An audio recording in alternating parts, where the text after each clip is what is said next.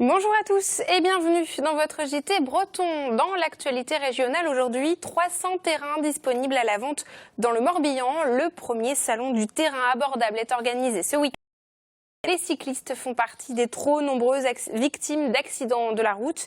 Une opération de sensibilisation a eu lieu dans le Finistère. Et déménagement d'envergure à Brest, 350 000 documents rejoignent la nouvelle médiathèque de la ville. Aujourd'hui, on retrouve Benjamin Bréon. Bonjour Benjamin. Bonjour Julie. Et de quoi est-ce que vous nous parlez aujourd'hui ? Forcément, l'actualité est très politique. Effectivement, depuis quelques jours, on y a droit. Et bien, on voit ça avec vous dans un instant. Bienvenue à tous dans cette édition du mardi 6 décembre 2016. Et politique, donc pour démarrer, la passation de pouvoir entre Manuel Valls, candidat à la primaire de la gauche, et Bernard Cazeneuve, nouveau Premier ministre, a eu lieu ce mardi. On fait le point tout de suite avec Benjamin Bréon. Alors ça y est, Benjamin, Manuel Valls est en campagne. Qu'en est-il de ses soutiens en Bretagne ?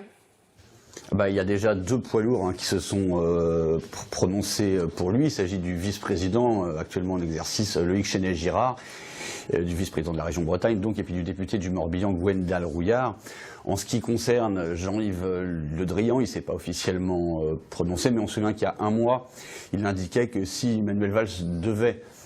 François Hollande devait ne pas être candidat lui-même, Manuel Valls serait naturellement, évidemment, le mieux placé. Autant dire que ça se présente bien pour Manuel Valls. D'autres préfèrent attendre avant de se prononcer ? Oui, alors c'est notamment le cas de la maire de Rennes, Nathalie Appéré, de celle de Nantes, Johanna Roland, mais enfin rien chez ces deux élus n'est incompatible avec la ligne Valls.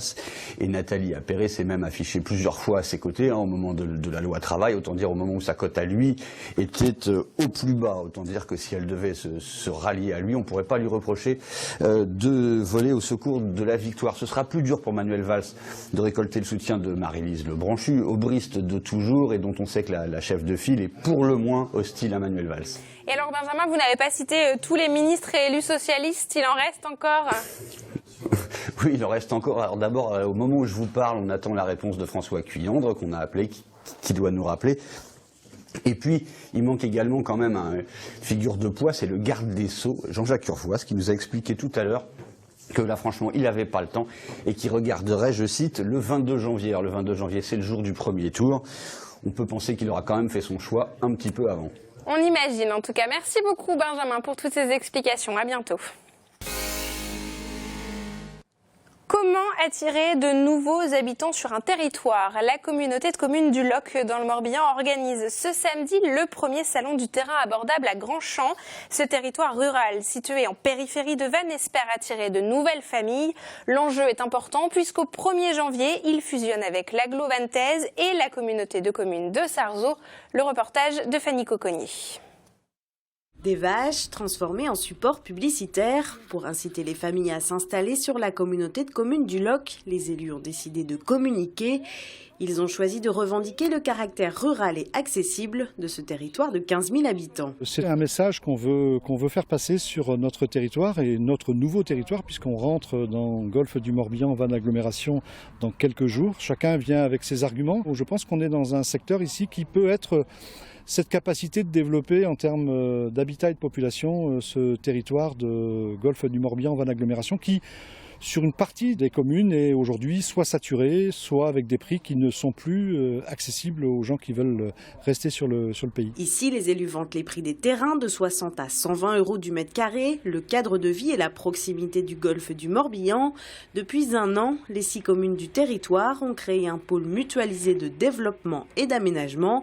Il accompagne les communes dans la maîtrise d'ouvrage. Ça leur permettait de maîtriser le rythme d'urbanisation, l'organisation de leur territoire, mais également de financer la construction des équipements. Un des vecteurs possibles, c'est effectivement que la marge qu'on peut imaginer sur un certain nombre d'opérations d'aménagement, elles reviennent dans les caisses de la commune et permettent de financer les équipements.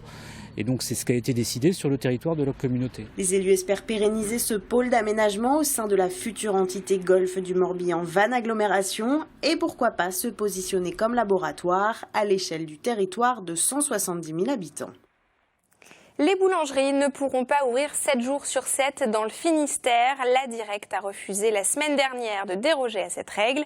Les professionnels du secteur se déchirent entre eux sur cette question. Des ouvertures qui peuvent être intéressantes pendant les fêtes de fin d'année. Mais pour Sébastien Henry, le vice-président de la Fédération Boulangerie Finistère, il ne faut pas dégrader les conditions de travail des petites structures. On l'écoute. Concrètement, ça veut dire travailler 7 jours sur 7, à savoir que déjà en période de fête, les journées ne sont pas assez longues, donc ça veut dire répéter cette action tout au long de l'année. Donc ça veut dire une fatigue importante physique, mais aussi morale. Au bout d'un moment, ça finit par clasher, et voire dans le pire des cas, certains se suicident. Je pense qu'il faut maintenir cet arrêté et c'est le combat de la Fédération de la boulangerie. Chaque année en France, près de 250 cyclistes perdent la vie. Ce dimanche, le Vélo Club de Plouhinec avait invité d'autres clubs à rouler sur les routes du Cap-Sizun. Le but de cette virée, sensibiliser la population à la sécurité routière. Frédéric Lorenzon a suivi cette sortie. Comme beaucoup de dimanche matin, dans la région Bretagne, les routes secondaires sont le terrain d'entraînement des clubs de cyclisme. Ce dimanche, dans le Cap-Sizun, le club de Plouhinec avait convié quelques camarades à enfourcher le vélo pour une action de sensibilisation à la sécurité, avec un invité de marque, le préfet du Finistère. Comme je fais un peu de vélo, puis je suis venu avec des camarades qui en font avec moi, donc c'est l'occasion de faire une virée et puis de découvrir des gens, puis de passer le message sur la sécurité routière. Voilà. Le peloton a visé le bout de la terre, arrivé à la pointe du Raz, un point symbolique, le bout de la route. L'occasion aussi pour ce jeune cycliste de raconter un dramatique accident. Le 14 juin, je partais en début d'après-midi à l'entraînement et arrivé dans un rond-point, il y a une voiture qui a passé dès le passage. Donc j'ai percuté la voiture et mon vélo est resté accroché sous la voiture et j'étais traîné sur plusieurs mètres. J'ai eu les cervicales de toucher, un gros hématome à la hanche, j'étais brûlé sur tout le côté gauche, mais il paraît que je m'en sors très bien.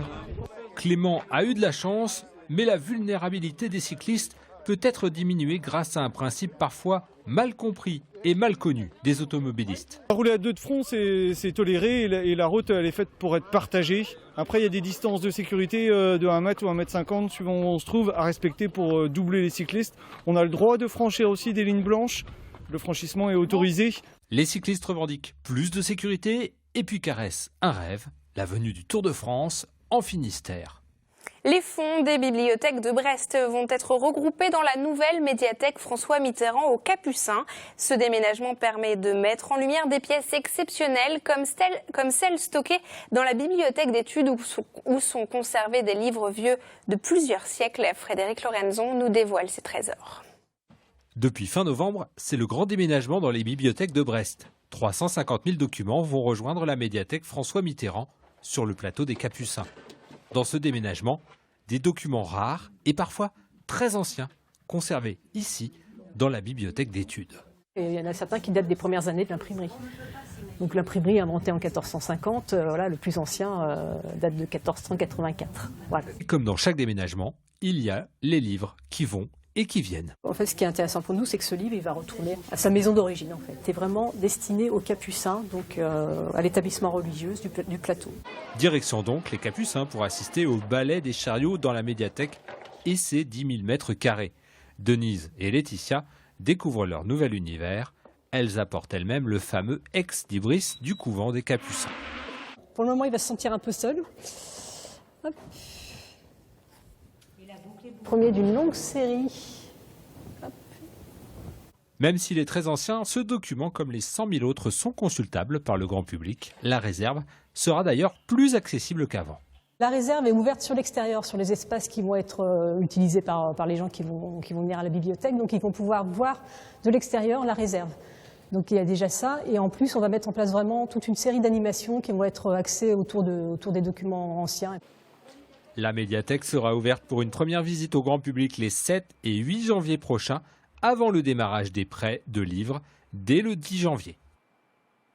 Et on retrouve tout de suite le Tour de Bretagne en 60 secondes de Benjamin Bréon. gros exercice de secours à Tréguier ce lundi soir sur le thème de l'intoxication au monoxyde de carbone. Quelques 80 pompiers et 25 véhicules de 13 centres de secours ont été mobilisés. Dans le rôle des victimes, des habitants et des élèves de l'école des ambulanciers de Saint-Brieuc. Bilan, tout le monde va bien, merci.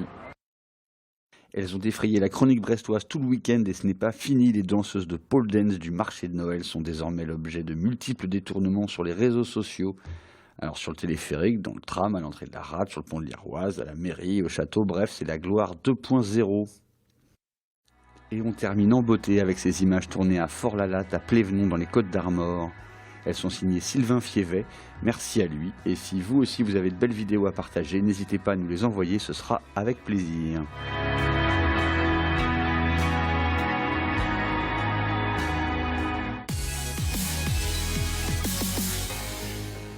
Et on se retrouve demain pour un nouveau point sur l'actualité à 19h30. Merci beaucoup de nous avoir suivis. Bonne soirée.